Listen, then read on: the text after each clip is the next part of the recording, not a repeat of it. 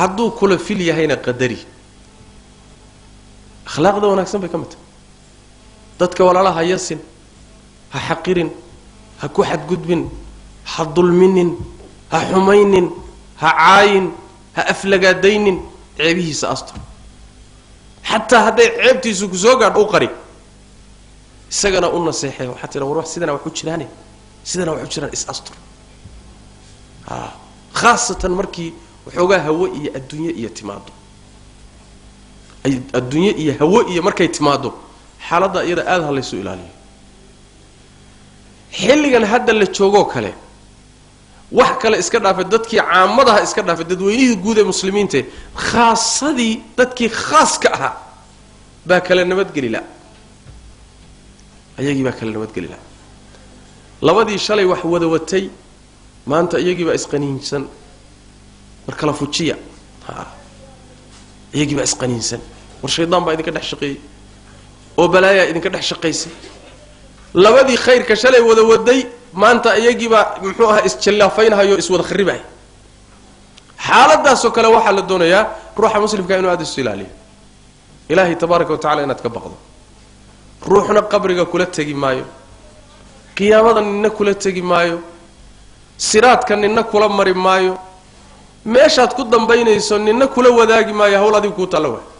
goonidaada u xisaabtan marka goonidaada intaad u xisaabtanto diintaada hagaajiso akhlaaqdaada hagaajiso wixii ku dhibaya ka fogow ninna ha ugu tixgelinin ninna muxuu ahaay ha ku ixtiraamin wixii dhib kaa soo gaadhaya diintaada iyo aakhiradaada iyo adduunyadaada ka fogow wax alla wixii dan kuugu jirta adduunyada iyo aakhiradaadana qabso dadkaas muslimiinta walaalahaagana nabadgeli ceebahooda ha faafinin ninkii ceebaha muslimiinta ka shaqeeya ilaahay tabaaraka wa tacaala baa ceebihiisa dabagala ceebaha muslimiinta haddaad ka hadhi weydo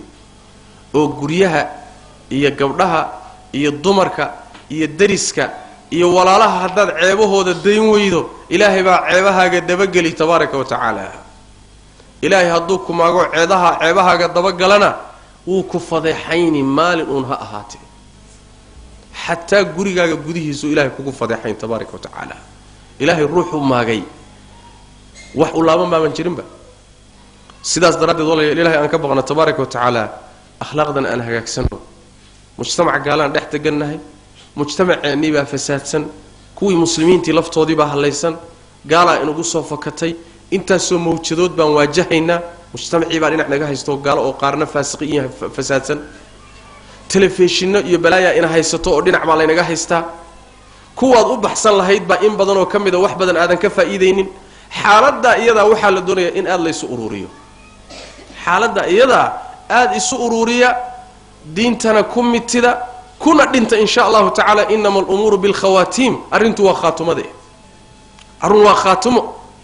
imisaa wanaagsanayd oo diin taqaano oo hagaagsanayd oo xijaab xidhnayd oo qur-aanka iyo sunnada korka daldalayso maanta murtadiin oo diinta ka baxda inama alumuuru bilkhawaatiim khaatumada ilaahay haynoo hagaajiyo tabaaraka wa tacaala dariiqaa dheereed hayno wakhtigu waaba iska gaaban yahaye dumarow akhlaaqdana hagaajista diintana hagaajista aakhiradana hagaajista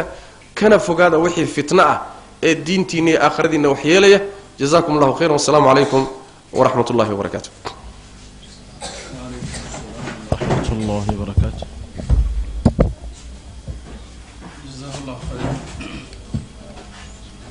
جزاه الله خيرا شيخه كلمات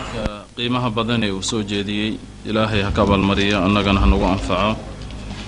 طيب إن شاء الله تعالى سؤالها وأنسوكو بدنا مدام أختي عريري هي أولا مجمعا للسوقي مذي مسلمين تكوكل من قفبة وحولية هي هلا يدعيو تاسي الشيخ عطسنا يساق بداس ضد بدن باوحي ليهم بل شيخا ويدينينا إن شاء الله تعالى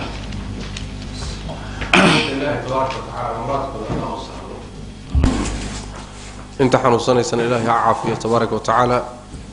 انتي دباتي سنة إلهي دباتها كقاضو